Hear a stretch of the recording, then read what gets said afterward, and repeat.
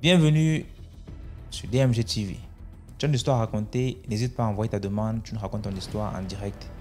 Ici, c'est uniquement les histoires mystiques, pas les histoires d'amour. Histoire mystique, tu vas monter nous raconter ton histoire en direct sans mentionner les noms des gens, s'il vous plaît. Bonsoir. Bonsoir DMG, bonsoir la famille. J'espère que tu vas bien. Oui, ça va. Bon, moi, je vais raconter une histoire. Je suis gabonaise. Je vais raconter l'histoire, ce qui s'est passé chez moi, ma propre histoire, mon vécu en fait. J'étais allée... Non, j'ai pas...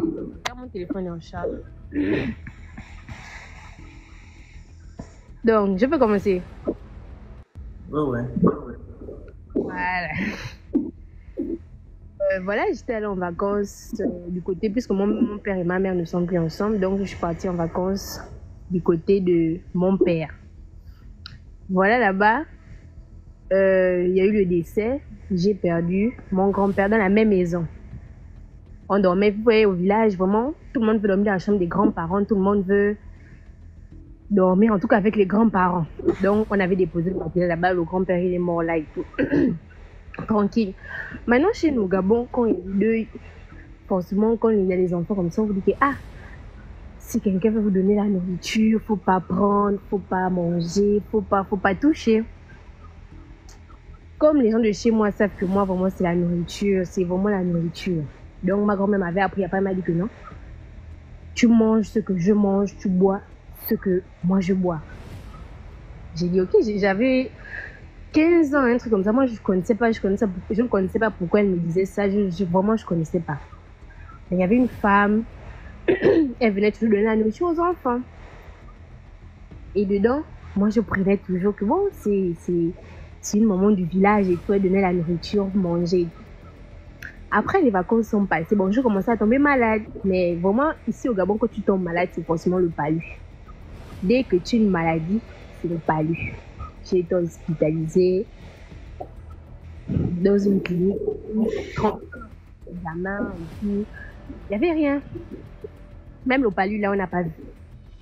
Ok. Après, non, je suis revenue chez ma mère. Et je passais l'examen. Je suis revenue chez ma mère. Tu sais que du côté de mes côtes, ça se gonflait. Ça se gonflait vraiment. C'était bien gonflé. J'ai caché à ma mère parce que je savais que si je disais ça à ma mère, elle me dit que tu partais en vacances, tu allais manger des choses là-bas et tout et tout. Après, vraiment, ça me dérangeait. J'ai parlé à maman, voilà ce que j'ai. Elle a vu, elle dit que ça c'est quoi machin, elle n'a même pas réfléchi. On est parti à l'hôpital, on a fait les radios, on a fait les examens. Après là-bas, rien. Et pourtant c'est gonflé, mais rien. Ma mère a dit ça dort. Ça dort. On part maintenant chez nous les Noirs. Arrivé là-bas, on m'a consulté et tout. Après il m'a dit non. Il a dit, j'étais avec ma mère et son mari. Il a dit non. Quand c'est comme ça, repasser le lendemain, je vais faire le travail et tout. Maintenant, le lendemain, on repasse. On repasse chez le tradit patricien et tout. Il me fait comprendre que voilà, il y a une dame qui partageait la chair humaine. Elle faisait manger les enfants la chair humaine. Et dans les enfants, là, j'étais dedans. Et c'est ce qui me rendait fou. En sorte que je tombais malade tout le temps. Après, bon, on m'a fait et tout. Ton téléphone est toujours en charge? Oui, j'ai débranché. Après, Ok, parce que ça parle. Il y a... Pardon? C'est comme s'il y a le ventilateur à côté. Ah, rien. Attendez, peut-être c'est ma petite.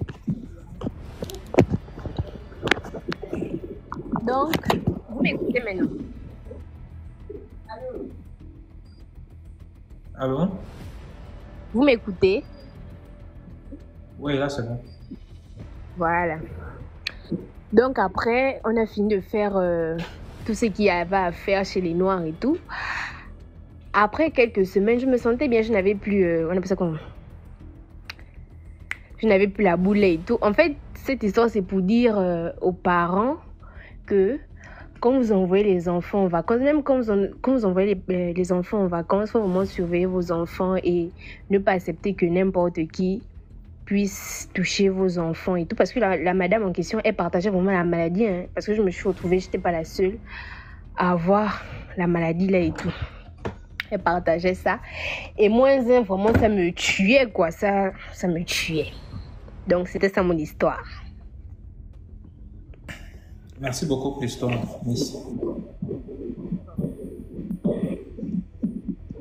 Dans les commentaires. Ok. Les abonnés de YouTube, là, pardon, j'ai compris déjà pour le volume. On avait déjà fait une programmation de plusieurs vidéos. Et c'est avec vos commentaires qu'on a compris qu'il y avait un problème de volume de musique et de la voix de l'histoire. Mais c'était déjà programmé. Il n'y avait plus rien à faire. Donc, sur la nouvelle vidéo, il n'y aura plus ce problème-là. Merci beaucoup. Ouais, c'est bon là. Ok. Bon, je viens pour continuer une histoire qui s'est passée dans mon quartier. Moi, j'appelle depuis le Gabon. D'accord? Une histoire qui s'est passée il y a de cela 2 semaines chez moi. On a un maçon, bon, je sais pas, un monsieur qu'on connaît, bon, que je connais depuis peut-être déjà 2 ans. Il est de la Guinée équatoriale, donc du coup, on s'est rencontrés. Bon, en tout cas, c'est un maçon, il est venu construire notre maison et tout. C'est pas seulement notre maison qui venait construire. En fait, c'est un maçon réputé. Donc du coup, après, il avait voyagé. Il était rentré chez lui et après, il est revenu. Il a pratiquement frappé 2 ans avant 2 ou 3 ans avant de revenir ici au Gabon.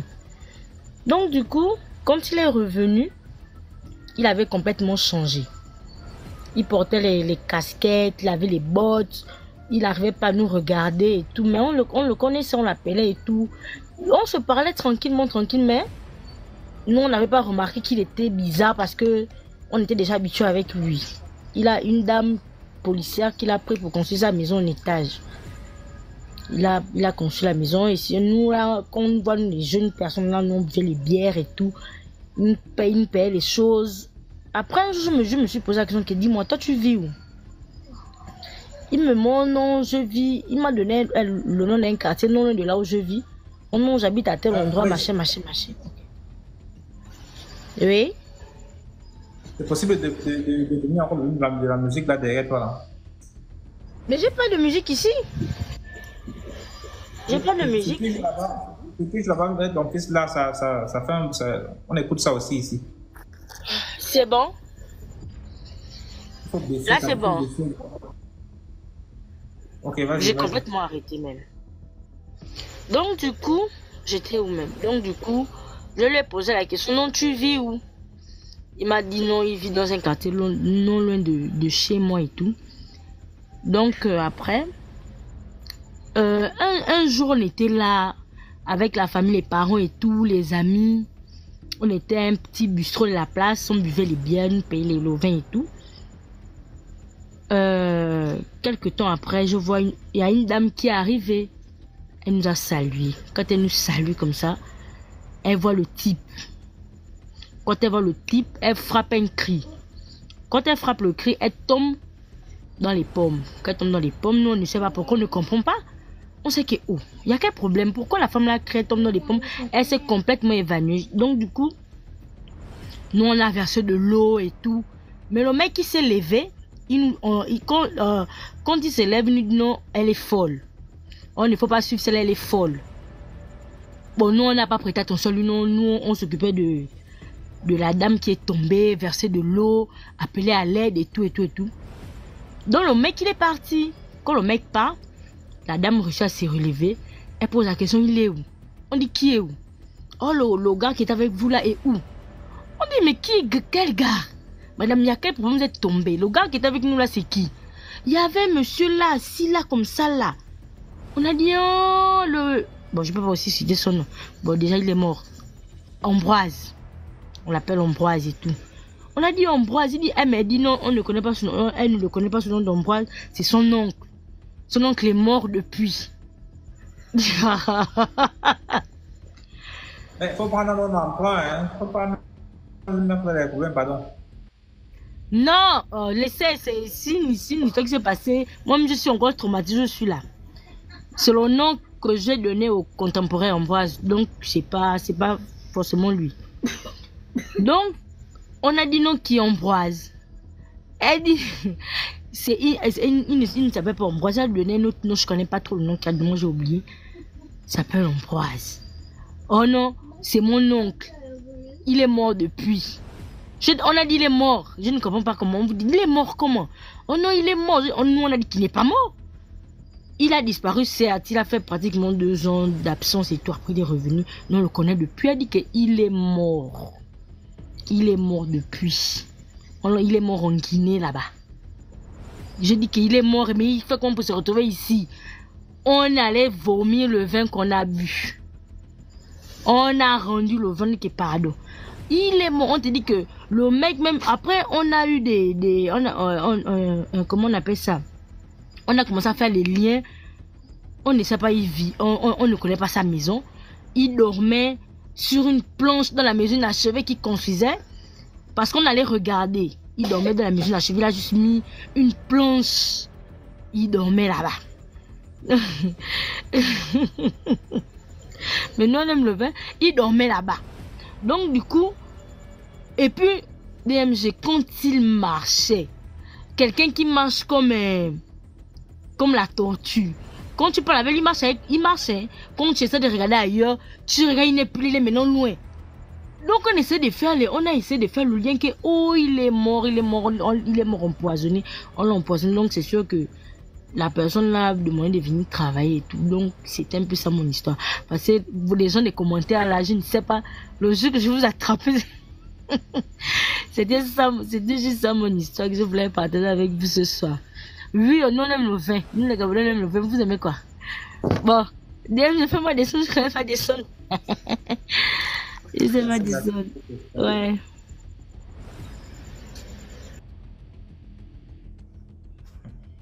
Elle dit que les gars ont essayé de vomir. Vous vomissez encore quoi? Vous vomissez encore quoi? Il y a toujours qui pose des questions qu'ils trouvent l'argent où? Donc, c'est maintenant que vous suivez l'histoire des gens qui meurent dans un pays et surtout dans notre pays. C'est partout. Quand les Nigériens faisaient des films par rapport à ces choses-là, on se disait que non, c'était vraiment des inventions. C'est partout. Dernièrement, j'ai raconté même une histoire ici sur quelque chose qui est arrivé récemment à un ami proche.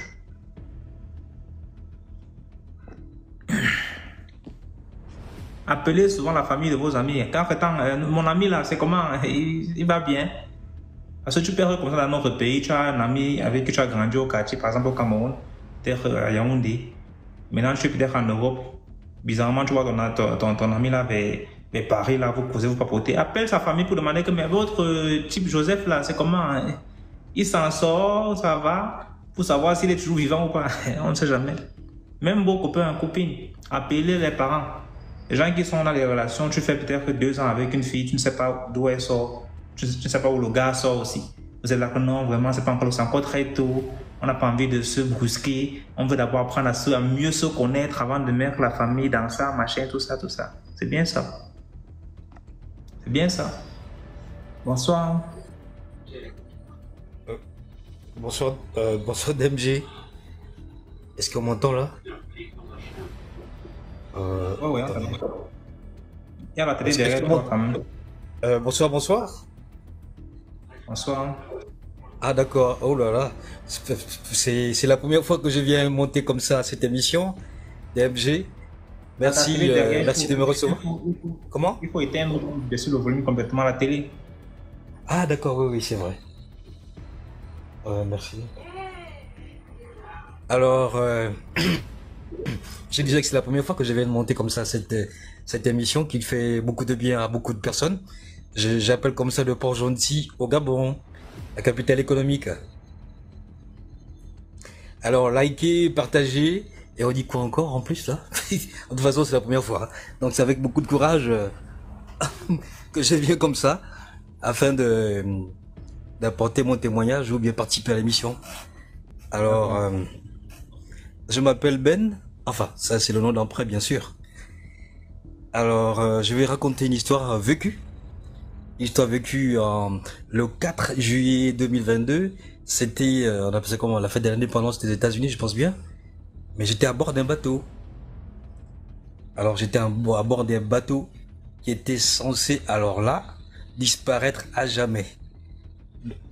Pendant le voyage entre Libreville et Port-Gentil. Libreville et Port-Gentil, c'était un bateau de nuit. Alors, vous vous imaginez, il y avait l'orage. Il y avait l'orage. Le bateau s'est arrêté. Attends. Il faut parler Oui. vite avec nos cerveaux. Tu es dans un bateau de nuit. Non, j'étais à bord de ce bateau de nuit, ce fameux 14 juillet 2022.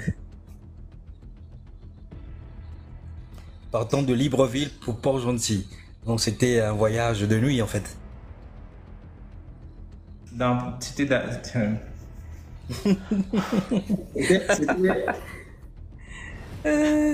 C'était un voyage de nuit parce qu'il y a les bateaux, il y avait les bateaux de jour, il y a les bateaux de jour et ben là c'était un bateau de nuit.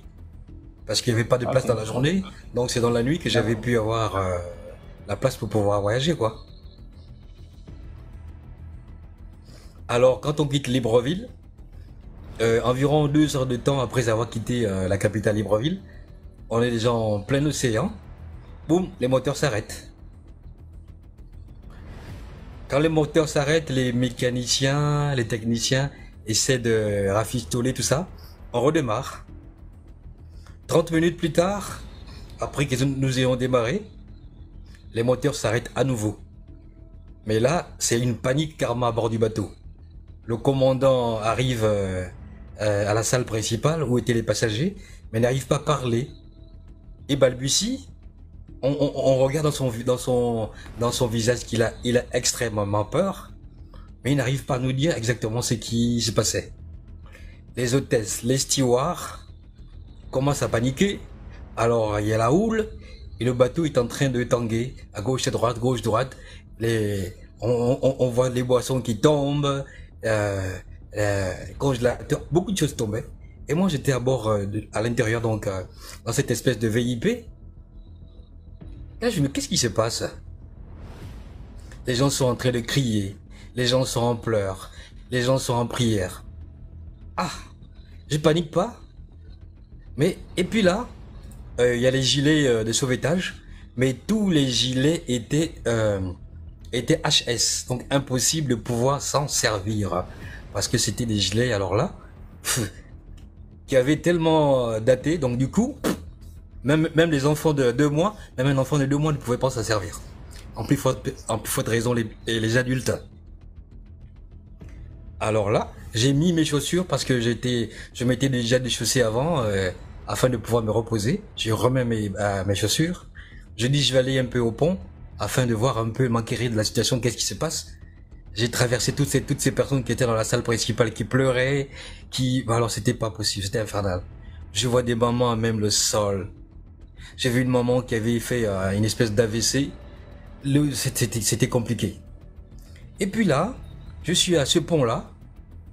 Boum, j'ai les yeux spirituels qui s'ouvrent. Les yeux spirituels se sont ouverts.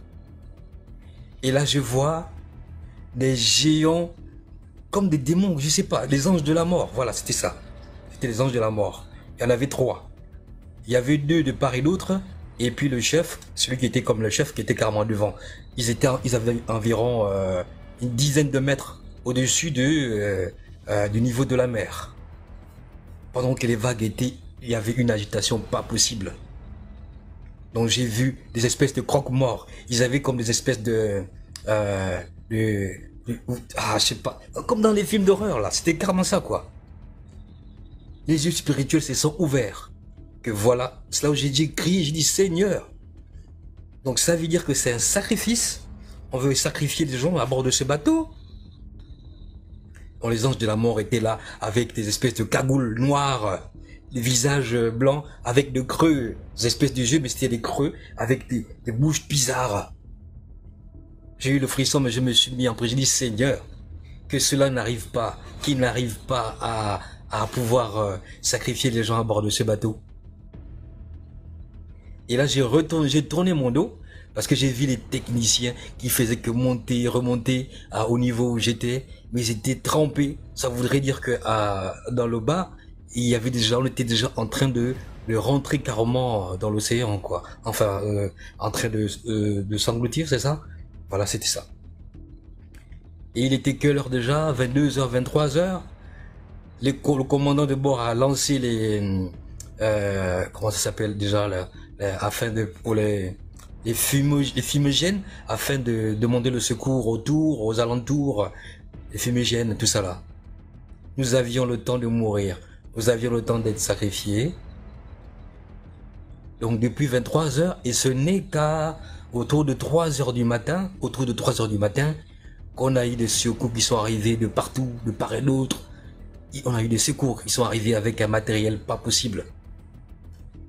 Je me demandais comment est-ce nous n'avions pas pu nous engloutir dans l'océan avec l'agitation qu'il y avait. C'était pas possible que nous pouvions survivre si ce n'était qu'avec la main de Dieu. Cela, je dis, Dieu a entendu nos prières parce qu'il n'a pas voulu que le sacrifice se fasse. Le grand sacrifice, c'était le sacrifice qu'il fallait. C'était le sacrifice qu'il fallait. Donc, on a eu l'aide de la brigade nautique, de la garde républicaine, des gardes-côtes. Il y avait vraiment tout un monde qui est arrivé à bord de ce bateau. Je sais pas comment est-ce qu'ils ont fait, mais c'était impossible de pouvoir transférer les passagers à bord des différents bateaux qui étaient venus autour. Ils ont trouvé une technique qui avait été celle d'utiliser les motopompes afin de libérer, parce qu'il y avait eu trop d'eau qui était rentrée. On partait quoi. S'il n'y avait pas eu la main de Dieu, on serait parti. Tout compte fait, il paraît qu'on s'était retrouvé presque vers la Guinée équatoriale parce qu'on avait été déporté par les vagues, voilà, par la houle qui avait été tellement forte. Pendant que nous qui étions à bord du bateau, nous pensions que nous étions encore dans les côtes de Libreville, dans la zone, alors qu'on était déjà très loin. Et ce n'est qu'autour de presque 6 heures du matin que tout s'est stabilisé, et c'est ainsi qu'on a pu être remorqué et escorté jusqu'à Libreville. Donc nous avions fait 4 heures de temps, ou sinon 5 heures, pour être remorqué jusqu'à Libreville. Purée! Mais c'était infernal. C'est là où j'ai compris que ce soit dans les avions, que ce soit dans les bateaux, quand les grands sacrificateurs, les grands sorciers, les grands maîtres se décident de sacrifier en grande masse, ils le font. Mais il n'arrive des fois pas lorsque les gens sont en prière. Je suis sûr. Parce qu'avec ce que j'avais vu, les anges de la mort là qui s'étaient présentés à moi, quand mes yeux spirituels se sont ouverts, j'ai compris qu'il s'agissait d'un sacrifice massif. Et j'avais souri à cet instant-là. Mais le sacrifice avait raté. Et quand le sacrifice a raté, allez-y comprendre que 6 à 8 mois plus tard, le même bateau qui avait été repeint, etc., refait, le même bateau, il y a des gens qui sont morts, il y a eu un naufrage, quelques 6 mois, 8 mois plus tard, le même bateau dans lequel nous avions failli être sacrifiés, il y a eu des morts. Au mois de 9 mars 2023, plus de 200 morts, dont les corps n'ont pas été remontés. Donc c'était un sacrifice collectif, ce n'était que la suite logique, la suite de ce que nous avions raté dans lequel j'avais été. Qu'on peut dire qu'il faut toujours, que ce soit dans les bateaux, que ce soit dans les avions, toujours prendre le temps de mettre Dieu au centre. Mettre Dieu au centre.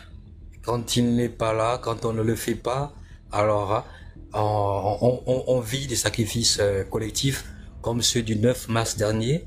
Donc quelques mois plus tard, après le sacrifice dans lequel j'aurais dû y être. Mais Dieu a refusé. Dieu avait refusé. Et tout ça pourquoi? Parce que les hommes politiques, tout ça parce que quoi? Parce que Satan a besoin du sang à cause de ces gens-là. Donc on peut dire que ne jamais sortir de chez soi sans avoir une armure spirituelle. Merci, Donc, merci c'est un beaucoup. peu ça. Merci bien DMG, bonsoir à toute la population. Et j'espère bien que j'ai pu apporter mon témoignage parce que franchement, il m'a fallu beaucoup de courage alors que je te suis depuis 2 ans environ, voilà, 2 ans. Bon, merci, merci Bernard, les commentaires. Merci bien, allez, bonne soirée. Merci à toi. Ouais, et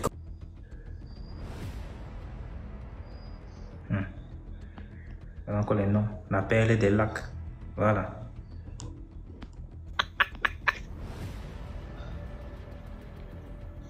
Perle des lacs, comment non? C'est le lac Nyos, c'est le lac, c'est comment? Oh, c'est le lac de Lambaréné. Bonsoir. Bonsoir, maman. Tu connais Lambaréné? J'ai entendu parler. D'accord. Bonsoir à tous. Bonsoir des amis. Bon, en fait, je viens pour raconter un peu mon histoire personnelle. Ça remonte à quelques années. C'est une histoire juste qu'aujourd'hui, j'ai pas compris, mais c'est un fait. Alors, moi, je suis gabonaise. Du coup, l'histoire s'est déroulée au Gabon. J'avais 9 ans à cette époque-là. Et en fait, pour ceux qui apprennent au Gabon, ou bien pour ceux de ma génération qui ont appris dans les lycées au Gabon, savent que si on part à 6 heures, en fait, si on a cours à 8 heures, on est censé se réveiller un peu plus tôt pour chercher à marcher et prendre les taxis. Donc, pour mon cas, ce jour-là, je m'étais réveillée très tôt parce que, famille nombreuse, tout le monde ne peut pas passer à la douche à la même heure. Donc, je me suis réveillée, on va dire, à 4 heures pour être prête à 6 heures et prendre mon taxi pour l'école. Donc, j'ai fini de me doucher à 4 heures. J'étais très contente parce que je me suis dit, aujourd'hui, là, je ne serai pas en retard.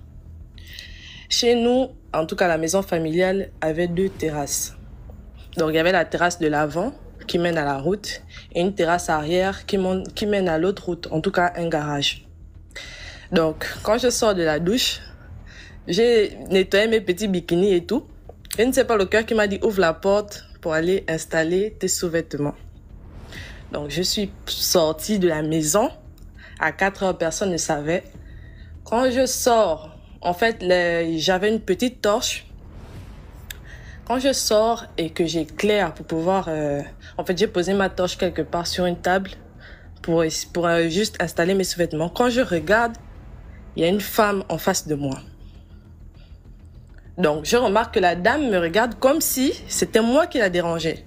Et je répète, il est 4 heures. Quand je vois la dame.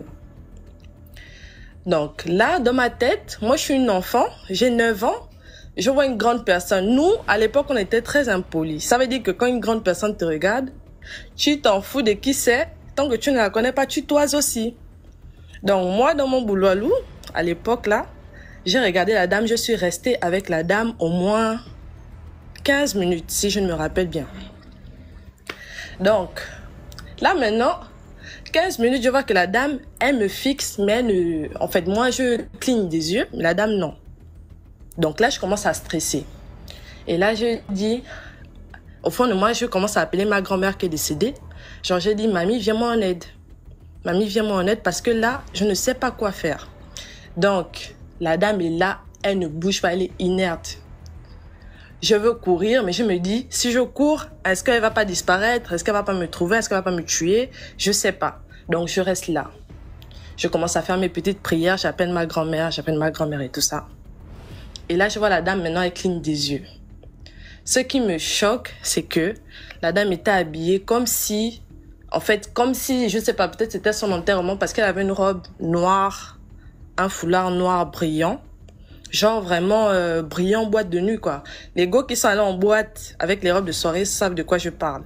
C'était vraiment robe typique d'essai ou boîte. Donc, elle a reculé. Et bizarrement, c'était la seule dame en route. Ça veut dire qu'on était seulement à 2 là. Mes parents ne savaient même pas où j'étais. Donc, la dame recule et là, je remarque que elle tire, en fait, elle soulève sa robe comme une robe de princesse ou je sais pas. Elle soulève la traîne. Donc, je remarque comment la dame tire la traîne. Dès qu'elle recule pour genre s'en aller, elle tire le temps. Je vous dis ça là, je ne vous mens pas. La dame a tiré le temps, il était 7 heures. Tout le monde me cherchait dehors. Genre, j'étais à la deuxième terrasse. Donc, j'écoutais. Quand une fois la dame a disparu, j'écoutais tout le monde maintenant m'appeler, me dire « Osna, Osna, tu es où, Osna ?»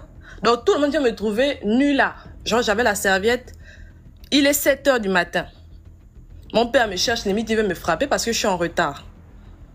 Donc, quand je dis à genre, limite, je veux parler, mon père me dit, il est l'heure et tout et tout. Va d'abord, va t'habiller et tout, tu pars à l'école. Je vais à l'école, je réfléchis, je me demande, mais comment de 4 heures à 6 heures, j'ai fait pour rester devant la personne, en fait? Genre, qu'est-ce qui s'est passé? En fait, limite, mon père devait venir me chercher à 15 heures et tout et tout. Quand il vient me chercher, je vais expliquer à mon père, genre, bon, c'est mon daron, je vais demander à mon père si peut-être il a déjà vu quelqu'un comme ça et tout ça. Et là, on est dans la voiture, je dis à mon père, papa, en fait, j'ai quelque chose à te dire. Il me dit, vas-y, discute et tout, explique-moi. Je lui dis, papa, en fait, je me suis réveillée plus tôt parce que mon grand frère Désiré, en tout cas, il dure à la douche. Donc, je voulais me réveiller plus tôt avant les autres pour arriver à l'école tôt. Sauf que je suis partie à la deuxième terrasse et j'ai vu une dame là-bas. Mon père me dit, c'est des histoires, tu es encore une petite fille et tout ça, machin. J'ai compris que mon père n'avait pas, en fait, limite, il m'a pas cru. Je suis allée voir ma mère, j'ai discuté avec ma mère, j'ai expliqué la même chose, elle m'a traité de sorcière et tout ça. Ça m'a fait mal parce que quand tu es une enfant, tu as envie que tes parents te croient sur le coup. Moi, on ne m'a pas cru, donc j'ai fermé ma bouche.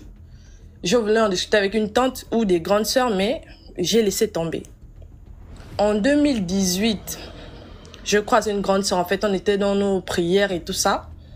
Et là, je me suis rappelé qu'il y avait cette histoire. Là, j'étais même déjà sur l'embarrassée parce que ma mère a été affectée. Donc, je suis avec ma grande sœur comme ça dans la chambre. Et là, je dis à ma grande sœur, ah, en fait, j'ai quelque chose à te dire. Après, je fais, bof, c'est une histoire banale. Elle me dit, non, vas-y, explique-moi. Je raconte ça à ma grande sœur. Elle me regarde, elle est inerte, elle est choquée. Là, je lui dis, mais pourquoi tu fais cette tête? Elle me dit, mais la dame là est là depuis 1993. C'est ma tante qui l'avait chassée. En fait, elle est décédée et elle a dit que là, c'est sa place. Donc, ma tante avait fait des prières et tout ça. On l'avait déjà chassée, mais elle a dit, tant que son âme ne repose pas en paix, elle va rester là. Ça va être sa place. Donc, imaginez-vous, de 2009 jusqu'en combien d'années, en fait, c'était un esprit ou une revenante ou je sais pas, qui est là. Et c'est la mère, en fait, de nos cousins. On va dire ça comme ça. Vu que moi, bon, limite, moi, je l'ai pas vue avant qu'elle ne meure. Donc, je pouvais pas savoir qu'en fait, c'est la maman des cousins proches à nous. Donc, c'est un peu ça. C'était ça mon histoire. Donc, j'espère que ça vous a plu. Sinon, faites attention à vous. Merci. Merci beaucoup pour l'histoire, la perle des lacs. Je ne sais pas comment on descend les plus. Écoutez vos enfants, s'il vous plaît. Écoutez vos enfants. Massa. Moi, je ne peux pas entrer dans la maison encore. C'est-à-dire que si on me dit seulement qu'il y a une femme qui est morte ici, là, qui est machin, je n'entre plus là-bas. Hein. Lazare. Elle dit qu'elle avait toisé le fantôme. Merci beaucoup. Papa savait. S'il vous plaît, les commentaires comme les Gabonais, machin, tout ça, il faut arrêter ça, s'il vous plaît. Bonsoir, Rudy. Bonsoir, DMG. Vous m'entendez? Très bien. Alors, moi, je vais raconter une petite histoire qui concerne ma maman. Donc, encore le Gabon, encore nous. C'est le nom du Bénin qui est gâté. Sinon, chez nous aussi, c'est très fort. Alors, ma maman était... Ma maman, elle était étudiante à cette période-là et elle était à l'internat. Et dans son internat, il y avait 3 filles et tous les soirs, les filles attrapaient les crises. À chaque fois, elles tombaient en crise, elles disaient « Oh, il est là, il est là, il est là ». Et comme ma mère, elle ne croyait pas, elle était jeune, elle ne croyait pas en ces histoires-là, à chaque fois, elle demandait aux filles « Mais qui est là ?»« Oh, il est rentré, Bernard est rentré, c'est un nom d'emprunt. Oh, Bernard est rentré. » Ma mère regarde, elle ne voit personne. Les filles sont là en transe, elles ont les yeux révulsés, mais elles sentaient un parfum d'homme. Et tout ça s'est passé pendant 2 semaines. C'est comme ça que ma mère a demandé à ces filles-là que, moi aussi je veux voir Bernard. On lui a dit non, mais tu ne peux pas voir Bernard. Il faut qu'on demande la permission à Bernard pour que Bernard puisse te voir. Elle a dit ok, demandez à Bernard. 1 semaine s'écoule, les filles sont toujours en transe quand Bernard arrive, elle tombe, elle crie « Oh, Bernard m'a touché, oh, Bernard ci, Bernard ça ». C'est pour ça que ma mère leur dit « Mais ça fait 1 semaine que moi je veux rencontrer Bernard et vous ne me faites rien. On va demander à Bernard. » Ils ont demandé à Bernard. Finalement, Bernard a accepté. Le soir arrive, elles disent à ma mère « Il faut que tu te dénudes. » Donc tu te mets à... Voilà. Et puis, on t'attache le pagne. On lui a attaché un pagne rouge autour des reins. On lui a attaché, on lui a mis le kaolin, on lui a frotté le kaolin blanc au visage. On lui a mis un point rouge au visage. Elle s'est couchée et on est venu pour lui mettre des gouttes. C'est comme ça qu'elles ont commencé à réciter des trucs et danser autour d'elle. À un moment, ma mère ferme ses yeux. Et quand elle ferme ses yeux, elle voit sa grand-mère à elle, qui est déjà décédée et qui vient, qui la gifle.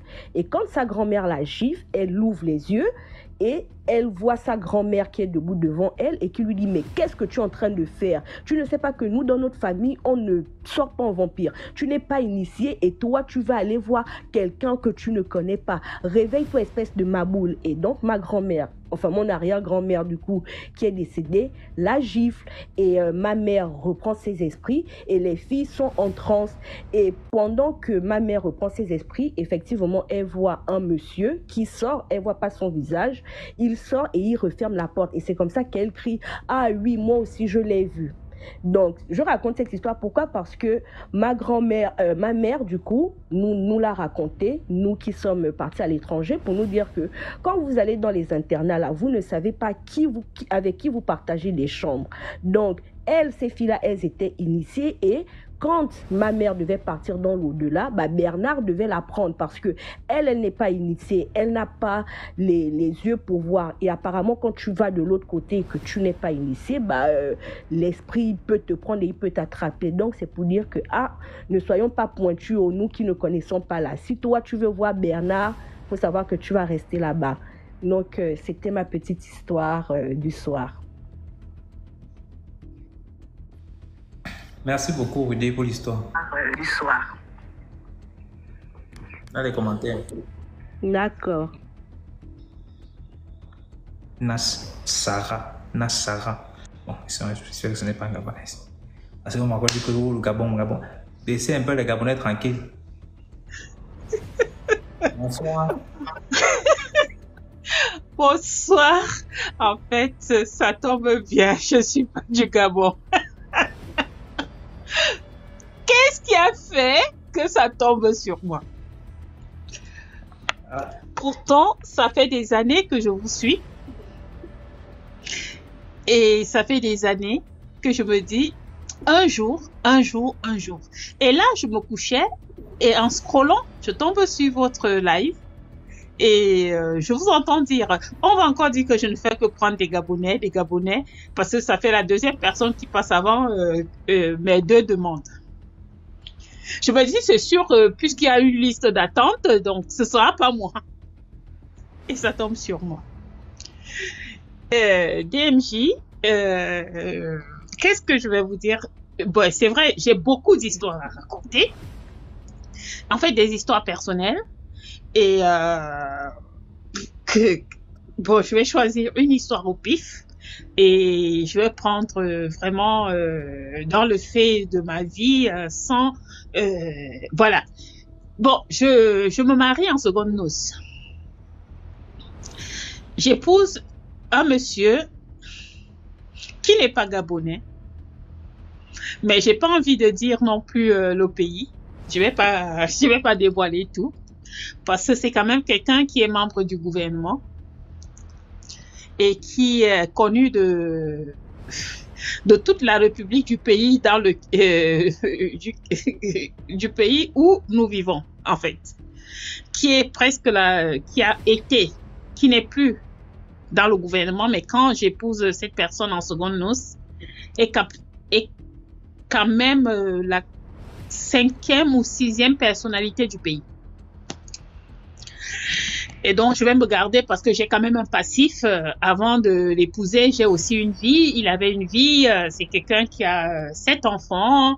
Moi, j'en avais 2. Quand je l'épouse, je viens en Europe. Et puis, c'est quelqu'un qui vient de temps en temps en Europe et tout, machin.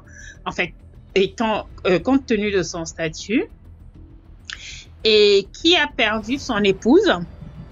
Moi, en fait, c'est une famille que je connais par personne interposée.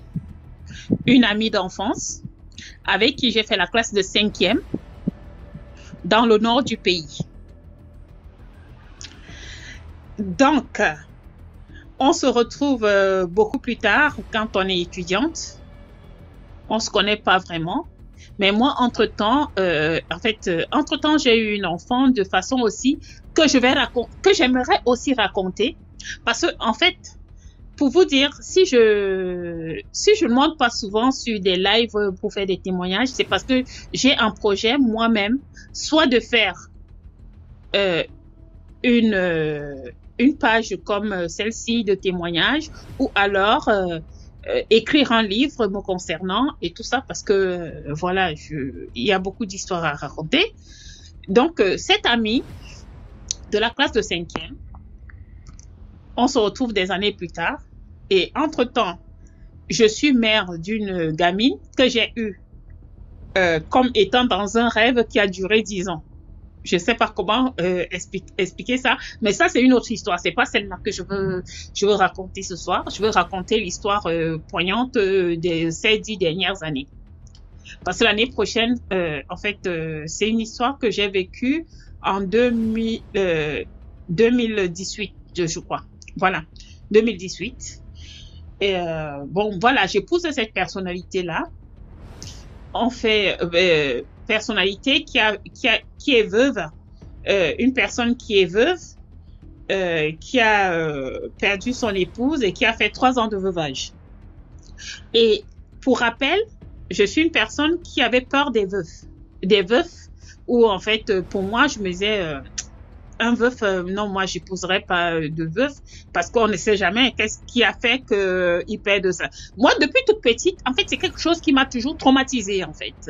Que quelqu'un perde sa femme ou perde son mari, je me dis, mais attends, comment on vit après le décès d'une personne ou d'un membre de sa famille? En fait, c'était des choses qui me questionnaient étant petite. Jusqu'à ce que, arrivé en classe de troisième, oui, où j'ai perdu, moi, ma propre petite sœur, et je me suis rendu compte qu'en fait, la mort fait partie de la vie, en fait. Et que, oui, bon, tu peux perdre un membre de ta famille et continuer à vivre. Parce que pour moi, je me disais que c'était pas possible de vivre après un décès. Bon, ça, je passe les étapes, donc, jusqu'à mon âge adulte et tout ça. Ma copine, donc, de la classe de 5e, moi, je suis en Europe. On a toujours gardé les contacts, hein, parce qu'on s'est retrouvés étant étudiante. Elle étant dans la capitale et moi dans la province, dans une université de province. Et on se retrouve comme ça. Et puis, bon, je lui dis, ah ben, tu sais, tiens, moi, je suis maman. Elle me dit, ah bon, comment ça se... Je lui dis, ben oui. Ben, je lui raconte pas toute l'histoire de ma vie, que j'ai pas compris. Cependant, on garde quand même le contact. On devient très, très copines.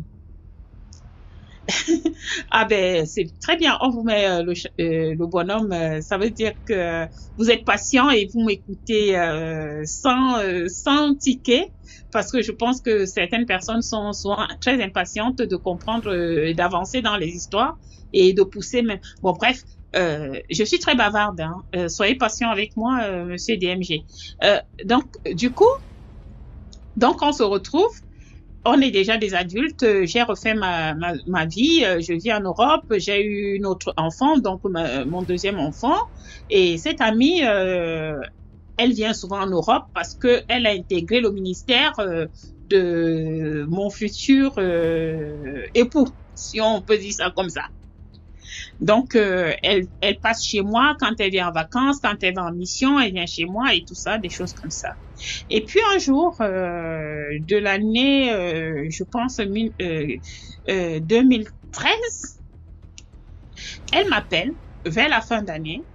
Elle me dit qu'elle venait en France. Elle vient ici en Europe. Je lui dis, ah bon? Je lui dis, tu viens en vacances cette fois-ci, c'est pas une mission, c'est quoi? C'est les vacances que tu prends? Elle me dit, comment ça? Non, c'est pas les vacances, je viens pour voir maman telle. Parce que nous, en Afrique, on a cette habitude d'appeler les grandes personnes maman telle, maman ceci, maman cela. Donc, elle me dit, je viens voir maman telle. Je dis, ah bon, tu viens la voir pourquoi? Elle me dit, mais tu sais qu'elle est malade? Je dis, ben non. Elle me dit, mais je t'avais dit l'année dernière qu'elle venait. Je dis, mais moi, je pensais qu'elle venait pour son enfant, sa fille, qui devait intégrer une université ici en France. Elle me dit, non, elle est là parce qu'elle est malade. Et puis, ça fait presque une année qu'elle est là-bas. Je dis, ah ben tiens, ça, je ne savais pas. J'avais pas fait le lien, puisque tu m'avais pas dit qu'elle était malade. Moi, le lien que j'ai fait, c'est qu'elle venait voir son enfant. Elle me dit, non, elle est malade. Bon, est-ce que tu peux, dans ce cas, est-ce que tu peux aller voir pour moi si elle est vraiment malade? Je dis, ben écoute, donne-moi le contact. Elle me dit, bon, je donne le contact de sa fille. Sa fille que je connaissais, que quand nous étions étudiantes, elle avait à peine 7-8 ans. Que j'appréciais beaucoup, une petite fille qui était très éloquente et tout ça. Elle me donne le numéro de cette petite fille et moi j'appelle cette fille qui est maintenant étudiante ici aussi en Europe. Donc j'appelle ce numéro, je lui dis c'est elle et tout. Elle me dit ah oui, je lui dis c'est elle qui m'a dit d'appeler. Elle me dit oui, on est là, on est sorti de l'hôpital, actuellement on est dans un Airbnb sur Paris. J'ai dit ok, donne-moi, je vais venir vous rendre visite. Et quand je vais rendre visite, moi, je vais avec ma fille qui a quoi, à peine 6-7 ans, quoi. Je vais là-bas. Quand j'entre, c'est quand je vois cette dame, je me rends compte qu'effectivement, cette dame, elle est vraiment malade parce que c'était une dame qui était très en forme. Quand on dit en forme, chez nous en Afrique, c'est vraiment en forme, quoi, qui a de l'embonpoint, qui a tout ça.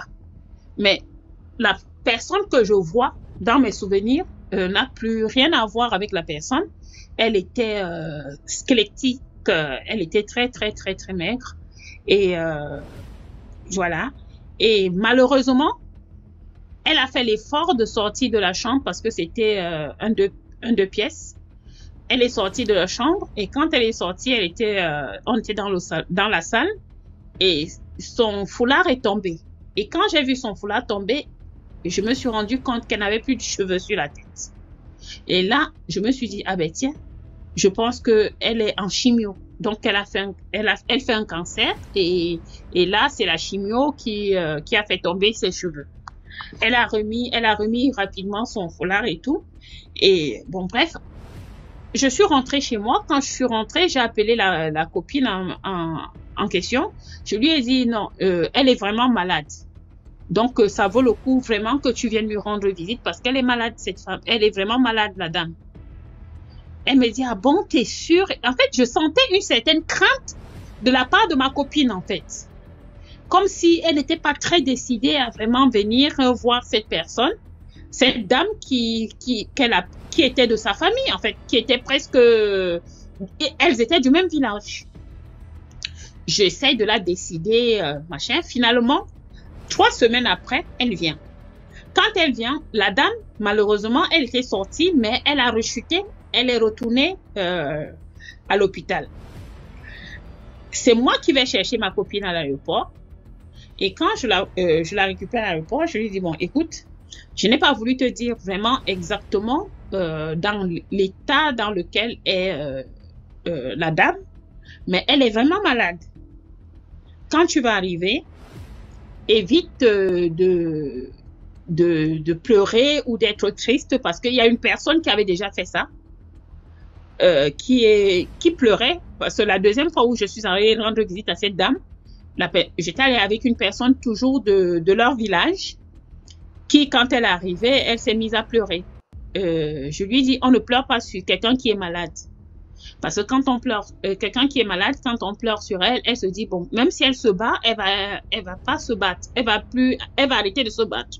En fait, elle va se dire, c'est désespéré. Donc, du coup, je lui dis, évite de faire ça et tout machin. Donc, on arrive à l'hôpital.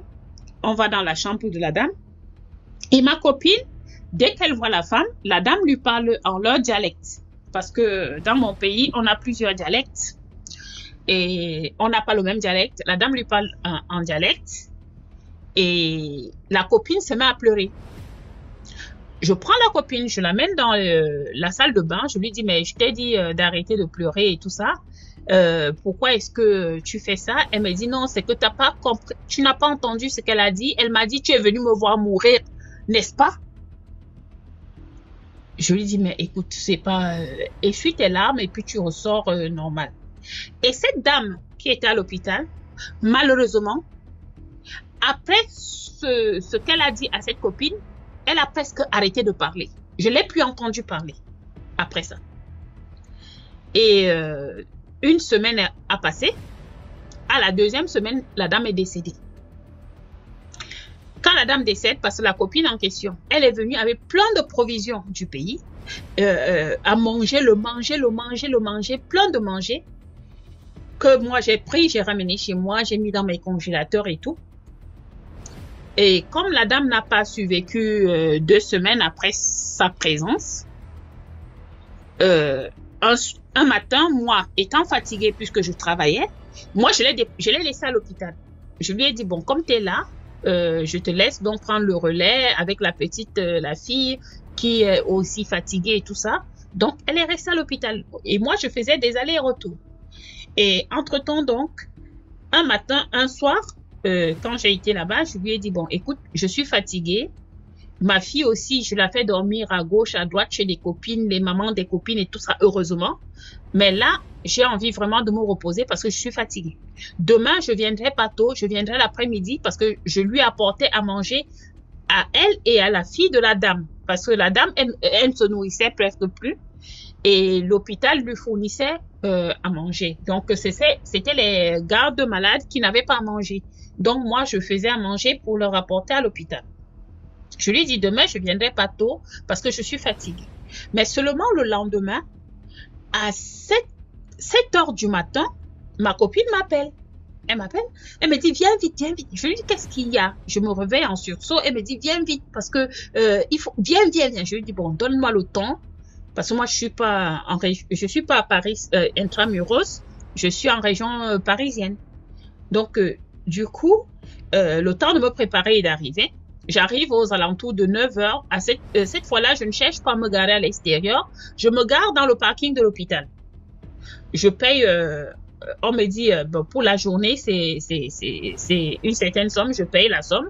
Je monte rapidement. Et c'est là où elle me prend à partie. Elle me dit, les infirmières m'ont dit qu'elle ne passera pas le midi. J'ai dit, comment ça? Elle dit, ah oui, apparemment, elle ne tiendra pas jusqu'à midi. J'ai dit, ah, ok. Donc, on se retrouve dans la chambre. On était la fille de la dame, ma copine, une amie à la fille de la dame et moi-même et puis la dame. Donc, ça fait 5 personnes dans la chambre. Et il n'y avait plus rien. Il n'y avait que le truc pour respirer. Je ne sais pas comment ça s'appelle. Le truc qu'on met, le casque qu'on met au nez. Et il n'y avait plus de médicaments. Il n'y avait plus rien. Et ça, je survole un peu les détails. Parce qu'il y a eu beaucoup de détails avant-coureurs qui me questionnaient que je posais pas de questions. Donc, cependant, on a passé toute la journée.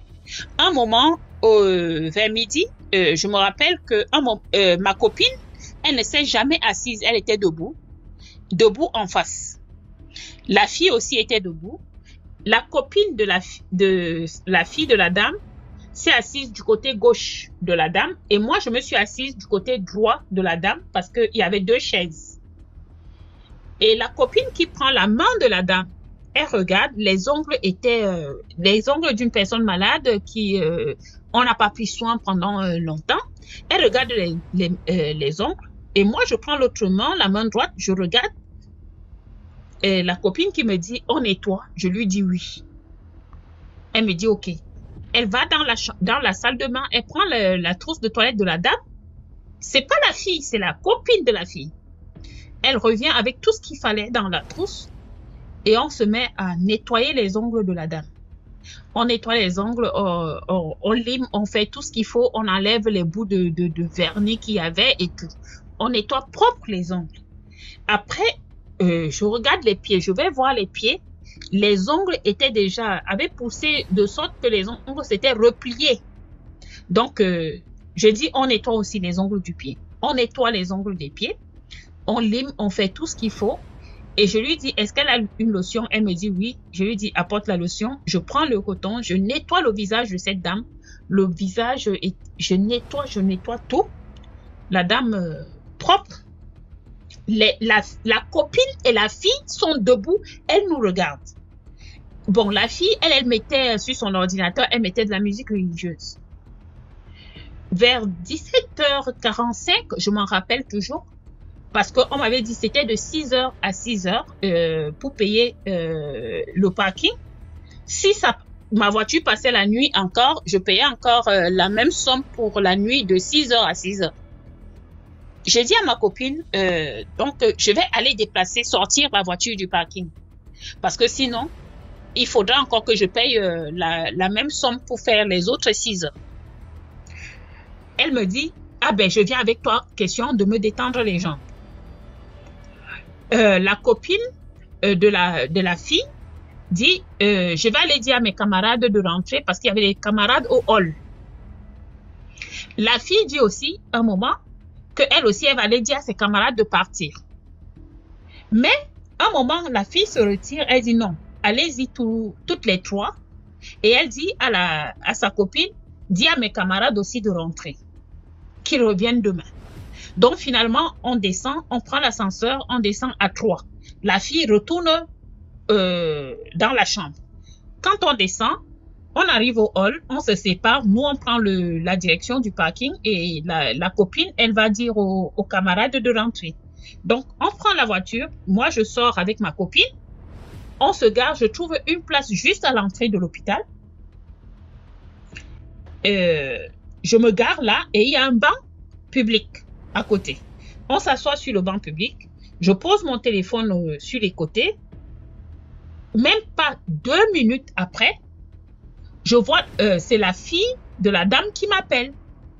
Elle me dit, montez vite, montez vite. J'ai juste le temps d'attraper le bras de ma copine, je lui dis, courons. On se met à courir, on monte, on prend l'ascenseur, on arrive. La dame est décédée entre-temps. On entre, les infirmières qui nous prennent, on nous prend machin à partie, on nous met dans la salle des infirmières. Et puis, bon, ils ont appelé comment on appelle, l'ambassadeur et machin. En fait, c'était l'épouse de quelqu'un. Donc, finalement, l'ambassadeur arrive et tout ça, ils font tout ce qu'il faut. On appelle, je suppose que l'ambassadeur appelle l'époux et tout machin, les choses se passent. Et moi, je ramasse, c'est encore moi qui porte tout le monde dans ma voiture. On rentre chez la fille. Parce que, bon, c'est là-bas que le deuil se passe. Donc, on va chez la fille avec les affaires de la mère et tout. Voilà. On arrive, on fait le deuil et le deuil se pose sur moi. Ce que je comprends pas à ce moment, je me pose quand même des questions, mais je comprends pas pourquoi est-ce qu'il n'y a pas d'adultes dans l'histoire. En fait, de vrais adultes, parce on avait plus de la trentaine déjà à ce moment-là. Mais les vrais adultes, je prends des responsables, des papas, des mamans et tout ça. Je me retrouve à porter le deuil d'une personnalité sur mes épaules. C'est moi qu'on appelle, c'est moi à qui on dit ci, à qui on dit ça. Mais seulement, il y a des choses qui m'échappent.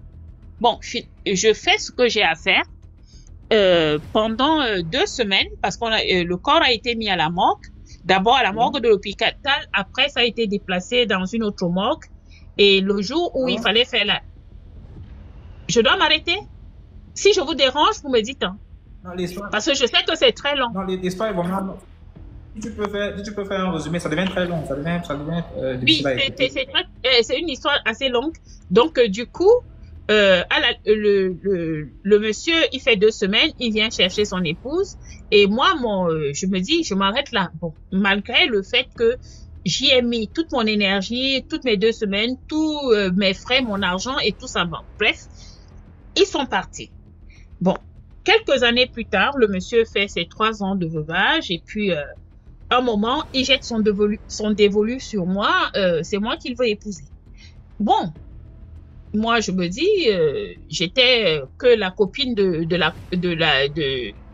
des personnes de son village. Je ne vois pas où était le problème. Bon, je me dis, mais avec toutes les femmes qu'il y a là-bas au pays, si il n'a pas trouvé chaussure à son pied et qu'il trouve que c'est moi qu'il veut, oui, je sais qu'à un moment, moi-même, j'ai palpité un peu pour lui, alors que toutes les femmes étaient à ses pieds au pays. Mais c'est moi qui le choisis. Je me dis, ben, c'est peut-être l'homme de ma vie.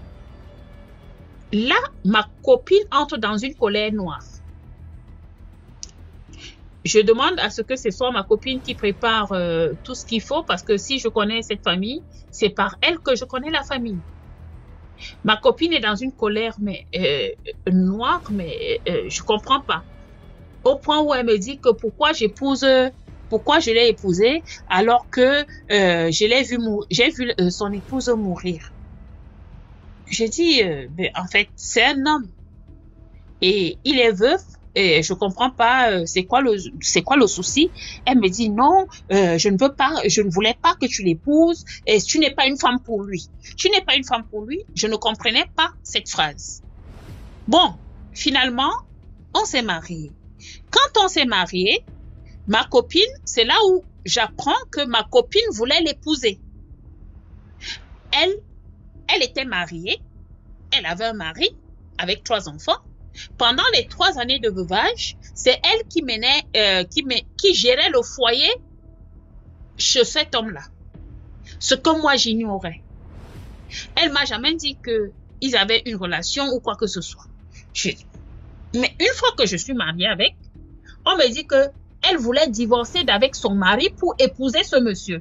Je dis mais si elle voulait divorcer pour l'épouser, pourquoi elle me reproche le fait que moi, je ne suis qu'une pièce rapportée de très loin. C'est elle qui baigne dans cette famille depuis des années. Mais si elle était prête à divorcer pour l'épouser, en quoi elle me dit que moi, j'aurais pas dû épouser cet homme parce que j'ai vu son épouse mourir? Je dis là, je comprends plus rien. Et on se retrouve, on devient ennemis jurés. Elle me déteste.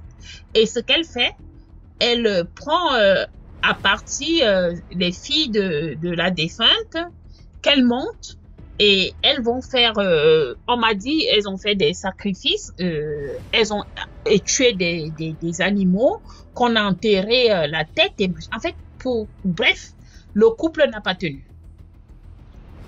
Moi, j'ai quitté ce monsieur après que j'avais fait venir une de mes nièces. Donc, la vraie histoire même, c'est celle-là. J'ai fait venir une de mes nièces pour vivre, pour me soutenir. Et ma nièce, un jour, elle me dit, elle va se coiffer. Déjà, l'avant-veille, elle fait un accident à moto. Elle me dit, c'est un taxi qui est rentré dans la moto. Et quand le taxi est rentré, dans le taxi, elle a vu des gens qui étaient des monstres, en fait. Elle n'a vu que des monstres dans ce taxi. Et elle n'a même pas compris comment elle s'en est sortie. Elle avait juste une entorse au pied. Le lendemain, elle me dit, elle va se coiffer. Quand elle va se coiffer, je lui dis, bon, vas-y, mais ne tarde pas. Elle s'en va, il était 18h, quelque chose comme ça. Et jusqu'à 22h, elle m'avait enfermée. Bon, je pense que je vais m'arrêter parce que je crois que en dessous, là, il y a beaucoup de personnes qui veulent monter. Et comme je suis très bavarde, et j'essaye de donner tous les détails pour... Bon, bref, ma nièce, donc, qui va se coiffer, elle ne revient pas avant une certaine heure. Et moi, je m'inquiète. Je m'inquiète, je me mets à prier. Je me dis, je comprends pas qu'est-ce qui se passe dans cette famille et tout ça. Et un moment, je vais dans la chambre de ma nièce. Je frappe. Elle me répond comme si... elle m'a pas dit qu'elle est revenue. Elle est partie à 16h. Mais à 22h, je ne savais pas qu'elle était rentrée. Je me rends compte que ma nièce est dans la chambre. Je lui dis, qu'est-ce que tu fais dans la chambre? Tu es rentrée, tu m'as pas dit que tu es rentrée. Elle me répond de façon, j'entends une voix lointaine. Après, je lui dis, ouvre la porte, parce que quand moi je mets la clé, la porte ne s'ouvre pas. Je me dis, mais tu as mis la clé à l'intérieur de ta porte, de la chambre de ta porte. Ouvre la porte. Et elle dit qu'elle cherche la clé. Quand elle cherche la clé, qu'est-ce que je vois? Et j'étais avec mon autre fille qui était venue me rendre visite. Quand on ouvre la porte, on voit du vomi dans la chambre et la chambre sent de l'alcool et du vomi partout. Ma nièce a les cheveux en bataille avec du vomi dans les cheveux. Elle est presque nue, elle n'a qu'un pain au-dessus de la poitrine. Je lui dis, mais qu'est-ce que tu as fait? Tu allais te saouler et tu es rentré, tu t'es enfermé. Je me mets à pleurer. Mon autre fille me dit, non, ne pleure pas. Et elle veut fermer, mon autre fille veut fermer la porte. Je lui dis, ne ferme pas la porte. Parce que, vu l'état dans lequel ma... Pardon? Est-ce que c'est possible d'envoyer l'histoire sur WhatsApp plutôt? Ça va bientôt finir. Ça va bientôt finir dans 2-5 minutes. C'est bon. Donc, ma nièce, donc, elle est avec le vomi et dans la chambre, il y a du vomi partout et ça sent de l'alcool dans la chambre. Moi, ma nièce ne buvait pas. Donc, moi, je retourne, je me mets à pleurer et mon autre fille vient me dire, arrête de pleurer. Et on entend comment quelqu'un monte l'escalier en rampant. Elle vient vers moi, ma nièce qui sort de sa chambre et moi, je la pousse vers les toilettes. Je pensais qu'elle venait encore vomir sur moi. Quand je la pousse vers les toilettes, c'est mon autre fille qui me dit non, elle n'est pas dans son état normal parce que ma nièce était en train de convulser. Elle convulsait, elle avait les yeux levés, la langue qui bloquait sa bouche. Ma fille, mon autre fille se lève, elle arrive, elle l'appelle, elle lui dit réponds, réponds. C'est quand je me rends compte qu'en fait, elle est en train de mourir. J'avais de l'eau bénite, du sel béni, de l'huile bénite. Je verse sur elle, je lui mets de l'huile bénite dans la bouche et tout. Je me mets à prier. Et ça nous a pris à peu près 3 heures de temps pour prier pour qu'elle reprenne ses esprits parce qu'elle n'arrivait pas à parler. On a dû coincer sa langue, mettre un objet pour que sa bouche ne se ferme pas. Entre-temps, j'avais 2 prêtres qui priaient pour moi. J'ai appelé les 2 prêtres. Et ils nous ont dit ce qu'il fallait prier. Ils m'ont dit que en fait, c'est pas normal. Quand ma nièce a réussi à récupérer ses esprits, elle me dit, maman, on m'a ridiculisé, on m'a tapé. Je ne suis jamais sortie de ma chambre pour aller me coiffer. Il y a eu des gens, les mêmes gens que j'ai vus dans le taxi hier, la veille, qui m'ont avec le taxi qui m'ont bousculé. Ce sont les mêmes gens qui étaient dans ma chambre. Il y avait des hommes, il y avait des femmes. Je ne les reconnais pas, mais je peux reconnaître par le temps, par les tailles, par les machins. Et ils m'ont humilié et ils m'ont dit qu'il fallait qu'on parte de cette maison et que c'est toi qu'ils voulaient et ils voulaient te tuer. Pendant 4 heures de temps, ma nièce a agonisé dans la chambre. Elle me dit, quand elle m'a dit qu'elle partait se faire coiffer, quand elle est rentrée dans sa chambre pour prendre son sac à main pour sortir, elle a été assommée par un gourdin. Elle dit, avant déjà de venir me dire, quand elle a pris sa douche, avant de venir me dire qu'elle allait se coiffer, il y a quelqu'un aussi masqué qui lui a barré la route de sa chambre en lui disant, vous pensez que vous êtes ici, vous n'êtes pas chez vous et vous allez partir d'ici parce que cette maison n'est pas votre maison. Elle dit qu'elle a cru qu'elle avait halluciné. Elle n'a pas tenu compte de ça. Elle a continué sa vie. Elle est venue me dire qu'elle s'en allait.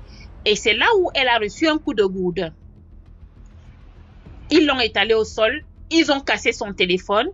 Ils l'ont déshabillée, ils l'ont humiliée, ils l'ont battue, ils l'ont insultée, ils lui ont dit qu'il fallait qu'elle donne sa tante, qu'elle parle, qu'elle dise qu'elle me livre. Et elle dit non, je ne donne pas ma tante. Et tout ce qu'elle avait, c'était de prier.